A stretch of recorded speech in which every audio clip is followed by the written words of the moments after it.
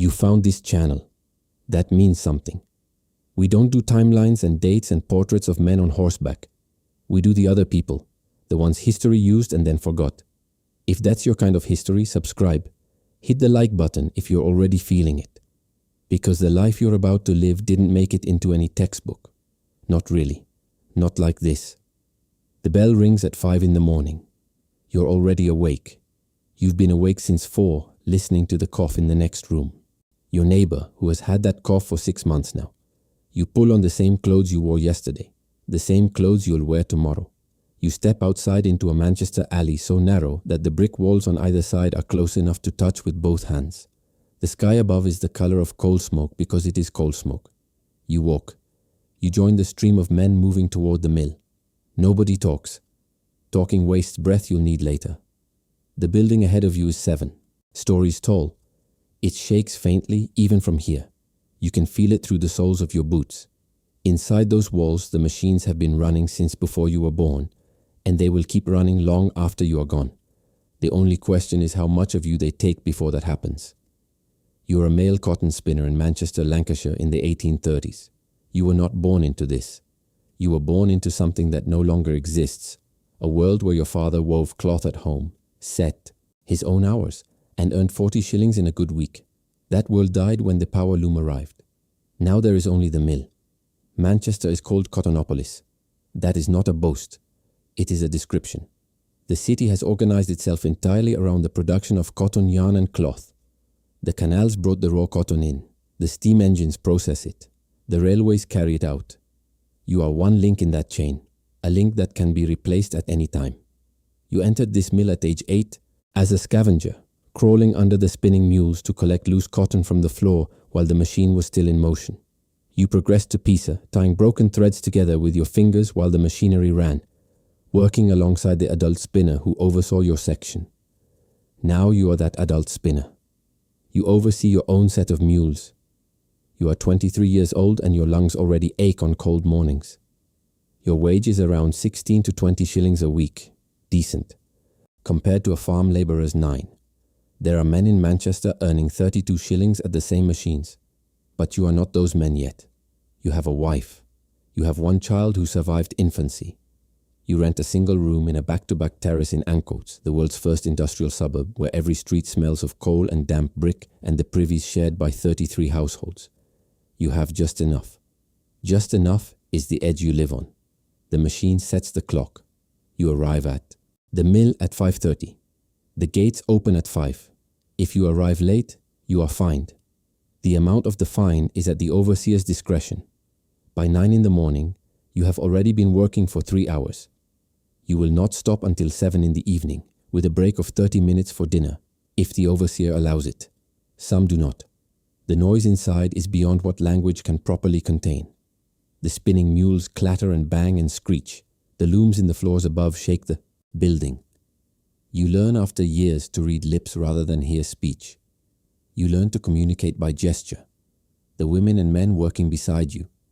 You know their faces completely. You have never heard most of their voices. The temperature inside the mill is kept deliberately warm and humid. Cotton thread must be spun in damp conditions or it snaps. In summer, the heat is fierce. In winter, it is still warm inside, which makes stepping into the cold night air afterward a cruelty, the sudden chill. After hours of wet heat leads to pneumonia. Everyone knows men who died that way. It doesn't change the practice. Dry air snaps thread. Snapped thread costs money. Your comfort costs nothing. The fine system. The overseer walks the floor. He carries a ledger. He's not your enemy exactly. He's a man doing a job, and his job is to extract maximum output from his section. His pay depends on it. You can be fined for talking. You can be fined for whistling. You can be fined for having a dirty machine. You can be fined for arriving 1 minute late, and the clock on the wall is not neutral. It is documented in testimony before parliamentary committees that factory clocks were moved forward in the morning and back in the evening to manufacture lateness. Workers were aware of this.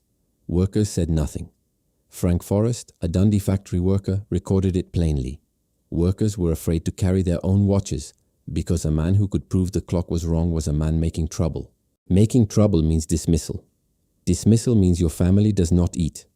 Some overseers are required to collect a minimum sum in fines each week, This is not rumor. It is documented. The fine system is not incidental to the mill. It is a revenue stream built into the architecture of your employment. The body at work. By your mid-20s, you have noticed things happening to your body that you have no name for. There is a tightness in your chest on Monday mornings that loosens slightly as the week goes on. You do not know this is called Monday fever, the early symptom of a lung disease that will in time be named bicyanosis. Cotton dust fills the air of the carding and blowing rooms. You breathe it for 13 hours a day. The dust irritates the airways, constricts the passages, builds scar tissue over years. There is no prevention. There is no treatment. There is no compensation when it finally stops you from working. The noise has taken something from your hearing. High tones are gone already. You are 23. Men in their 30s in this mill are half deaf, reading the world through vibration and movement. The machinery has not been modified to reduce this. Modifying machinery costs money. Accidents cluster at the end of the shift when hands are tired. Up to 40% of accident cases at Manchester Infirmary in 1833 were factory injuries. Fingers taken, arms caught in belts. A man on the floor above you lost his hand last year. He received nothing. There is no accident compensation. He is now begging near the canal. You do not look at him too long because looking takes your eyes off the machine, the house you go home to, the alley you live in. An alley is the right word, not street, is roughly 1.5 meters wide. Sunlight does not reach the ground. The back-to-back terrace was built by a speculative developer in the 1820s, constructed at minimum cost for maximum return, a single room wide and a single room deep. You and your wife and child sleep in the same room. The family next door does the same. In the worst sections of Ancoats, contemporary observers found 7 people sharing a cellar 12 feet by 14, with 2 beds between them. Your rent is 1 shilling and 3 pence per week. That is cheap. Cheap is relative. You spend 1/4 of your income on rent. The landlord earns 8% return on the investment. The privy, 1 hole in a shared brick structure, serves your house and the 14 houses behind it. There is no running water. There is a standpipe at the end of the court when it works. Cholera came through this neighborhood in 1832. 43% of the working-class children of Manchester in 1840 did not reach their 5th birthday. You think about this when you look at your child. You try not to think about it too often. The man who threatens what you have. There is a machine on the floor above yours. It is newer. It requires less skill to operate. 1 man and 2 assistants can run what used to require 4 trained spinners. The mill owner purchased 3 of them last year. 6 men were let go. They were not given notice. They were not given severance. They walked out of the gates on Friday and did not come back Monday. You are skilled. You are efficient. You produce good yarn. This protects you. For now. But you have watched what happens to skilled men when their skill becomes obsolete. There is no legislation that prevents a mill owner from replacing you tomorrow. The Combination Acts of 1800 made it illegal to organize with your fellow workers to negotiate wages or conditions. Meeting with other workers to discuss your employment is a criminal act. The law does not call it that plainly, but that is what it is. The law is not written for you. You understand this with a precision that requires no formal education. You are, by the standards of your world, a man who has made it. Skilled, employed, not in the cellar. But skill is not security. Skill is leverage, and leverage works both ways. The same knowledge that makes you valuable makes you dangerous to replace slowly. The mill owner knows what you know. He is spending money on machines that don't need to know it. You are standing on ground that is being carved away beneath you. Not quickly, not all at once, but steadily. The same wage that feeds your family is the number a machine is being measured against. The same body that runs the mule is the body that breathes the cotton. Dust. There is no sick leave. There is no pension. There is no path from this room to something better that doesn't run through years of work that will, in all likelihood, stop your lungs before it stops your employment. A doctor sent to assess a Manchester workforce in 1831 wrote down what he saw. A degenerate race, stunted, enfeebled, men who were not to be aged, children that were never to be healthy adults. He was not wrong. He was describing your flaw. He was describing you. The law that governs your life is not neutral. It was written by men who own mills, or men who profit from the men who own mills, and its architecture is precise.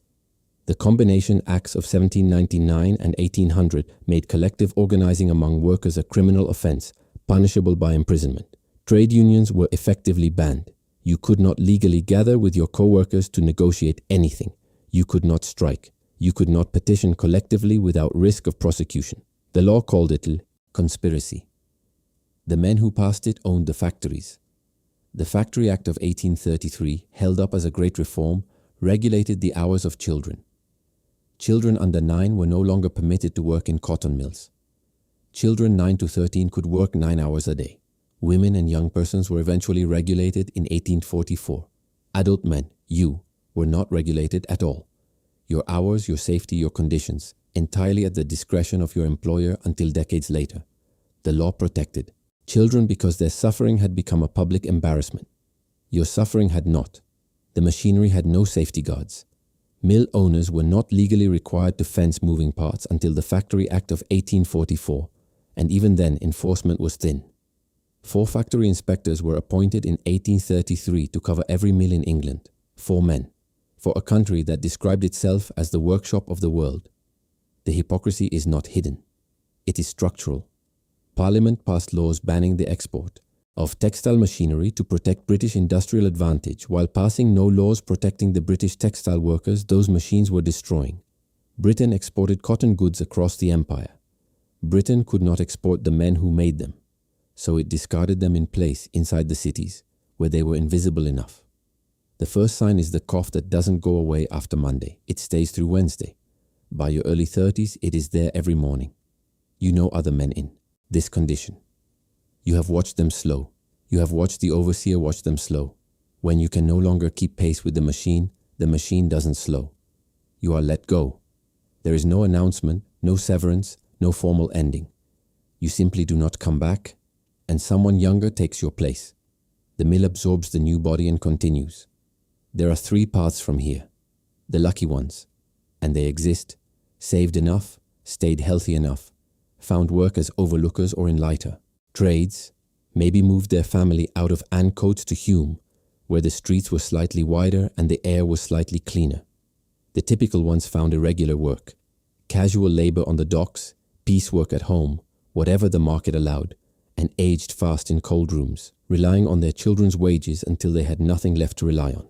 The worst ones ended in the workhouse, the institution created by the Poor Law Amendment Act of 1834 that deliberately made conditions inside worse than the worst conditions outside to discourage dependency. The workhouse separated husbands from wives. It separated parents from children. This was a feature, not a flaw. It was designed that way, by men with educations and offices and portraits painted of them.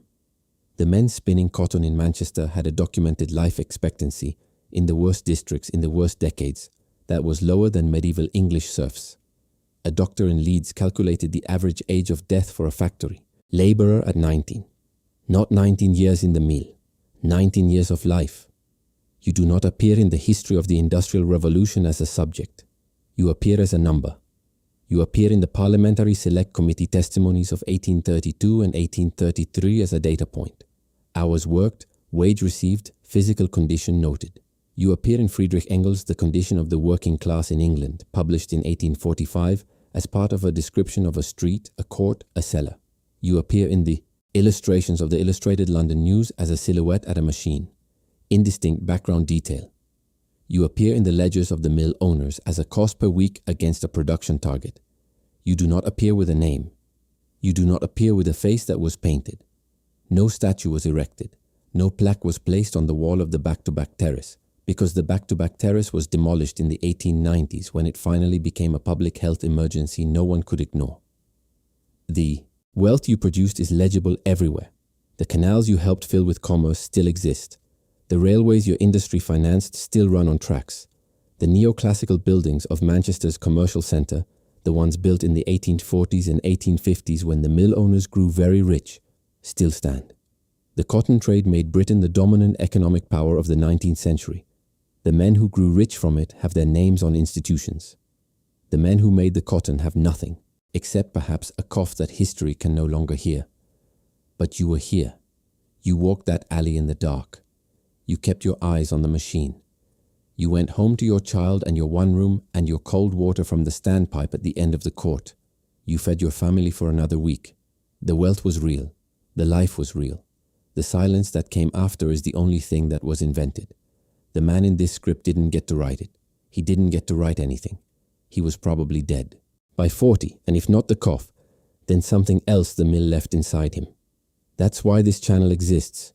To go back into the noise and the cotton dust and the narrow alleys and make the life visible again, even briefly.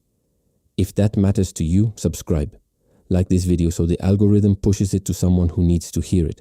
These people existed. They built a world that is still running. The least we can do is say their name, even if we don't know what it was.